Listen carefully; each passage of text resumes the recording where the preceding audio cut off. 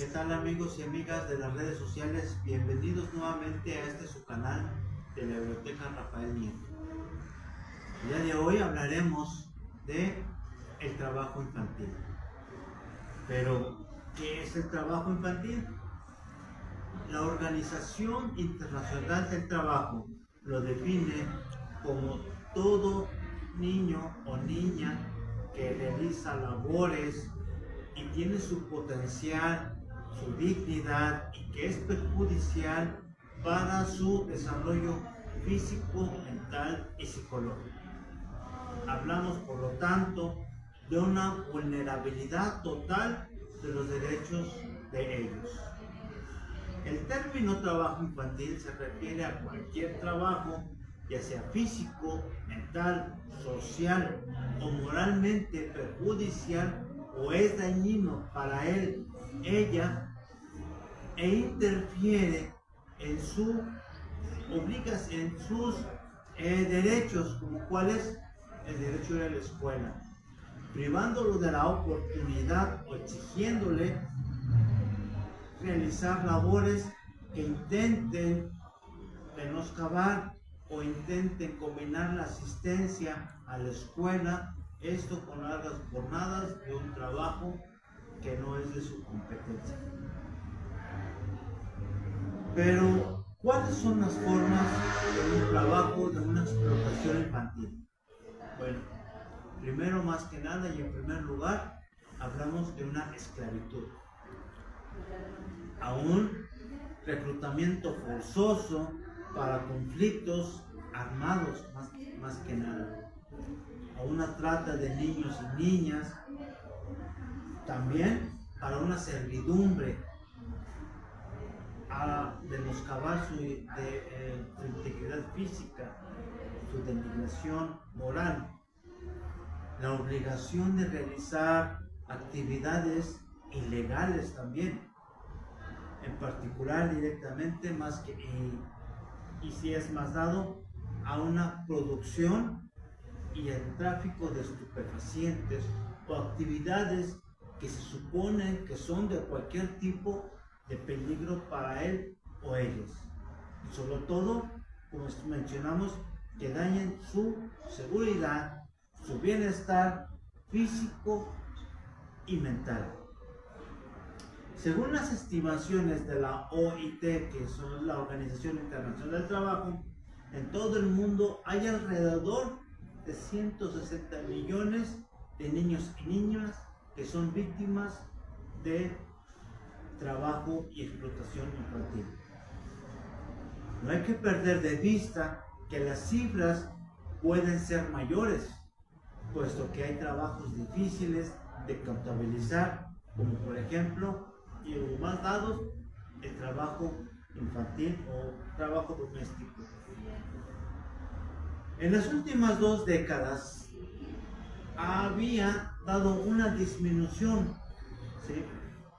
Pero a raíz del COVID del 2019 volvió a aumentar. Desde entonces se ha pasado de 158 millones a 160 millones hasta el 2020.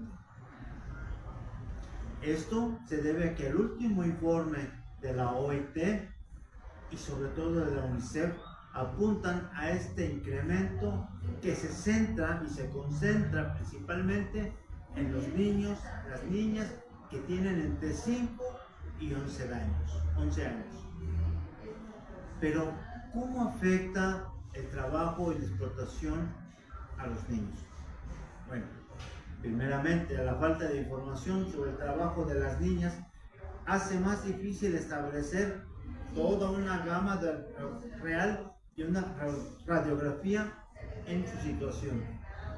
Los datos señalan que el trabajo infantil es más frecuente entre los niños que entre las niñas, pero sí se tiene en cuenta que las tareas domésticas realizadas tienen una jornada más o menos aproximada de 21 horas o más para ellos. La brecha de género también es muy abundante. Las niñas sufren doble carga ¿Por qué? Porque van a la escuela y luego realizan labores del hogar. Una situación que empeora su rendimiento escolar y físico, sobre todo, y que en muchas ocasiones las obliga a abandonar las clases de forma temporal o determinadamente. Pero sobre todo, hay unas cosas bien importantes, amigos y amigas, que quienes sufren de esta situación de trabajo y explotación infantil son los países en vías de desarrollo, ¿sí? Más que nada en los países africanos, porque cuentan con una mayor desigualdad.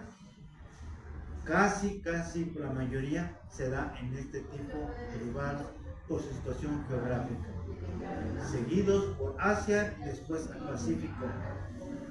Y por otro lado, en América Latina o el Caribe se han conseguido avances muy significativos, pero a raíz del COVID, como estamos mencionando, volvió a presentar el menor rango que en el país africano. Existen en todos los sectores este mal y esta situación de trabajo infantil. Sin embargo, 7 de cada 10 niños trabajan primeramente en la agricultura, en la ganadería y en la pesca. Le siguen ya después diferentes servicios y el último, el trabajo en el sector industrial o empresarial. Pero ¿qué causas están detrás de este trabajo infantil?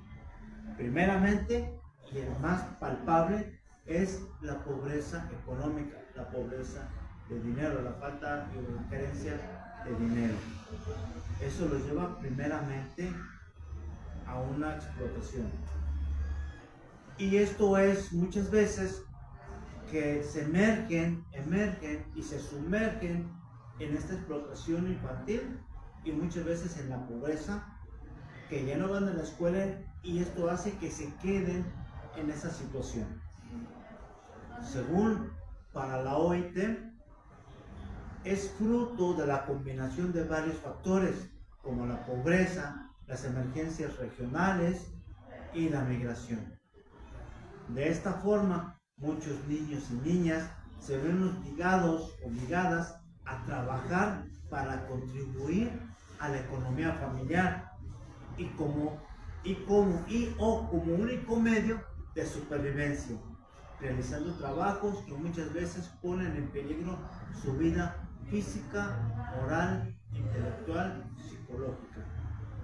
Por otro lado, los niños y las niñas no tienen acceso a una educación, tienen una mayor probabilidad de convertirse muchas veces en este tipo de trabajo y a este tipo de explotación.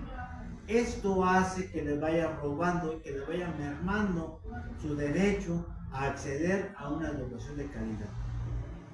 Asistimos, sí, a otro círculo de pobreza y desigualdad que hay que romper. Hay que romper con esos grilletes. Pero, ¿cuáles son las consecuencias que tenemos para los niños cuando son violentados, cuando son explotados en este tipo de actividad? Primeramente, afecta el desarrollo físico-emocional. Los menores pueden llegar a desarrollar enfermedades y dolencias crónicas o desnutrición por estar expuestos a largas jornadas, sobre todo de cargas pesadas, no alimentarse bien, también de sustancias peligrosas o ser víctimas muchas veces de abusos en todos los aspectos de personas adultas. Además, sufren las consecuencias de vivir en un ambiente hostil y violento. En muchos casos son separados de sus familias. También pierden su derecho a la educación, ya que compaginan trabajo y estudios. Esto hace que aumente la tasa de un abandono escolar. En otros casos, directamente se ven obligados a abandonar todo tipo de educación. Todo eso afecta a su desarrollo personal. Para prevenir y erradicar este trabajo o esas acciones, existen normas internacionales impulsadas por la Organización Mundial del Trabajo. Una de ellas es el convenio número 138, en el cual que establece que la edad mínima de admisión a un empleo no deberá de ser inferior a la edad en cese que la muestra que esté en la obligación escolar. La mayoría de los países que están dentro de esta asociación firman para estar de acuerdo en este tratado, en este convenio. La concienciación internacional sobre este problema es fundamental para acabar, terminar y erradicar con lo que es una vulnerabilización total de los derechos de las niñas y los niños. Cada estado, cada familia, cada núcleo familiar, cada comunidad, debemos y se debe recordar el papel a la hora de establecer lineamientos, reglas para proteger a los menores y sobre todo prohibirles el trabajo a una explotación infantil. Las empresas también pueden contribuir a ello mostrando su compromiso con los derechos humanos y los derechos a la infancia.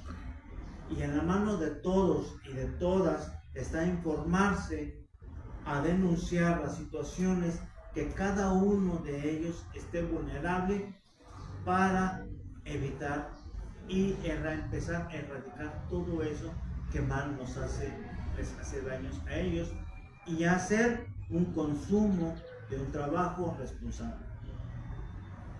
Amigos y amigas de las redes sociales, proteger la infancia debe de ser una prioridad en cualquier lugar del mundo, no solo de aquí, el lugar donde vivimos o de nuestro núcleo familiar.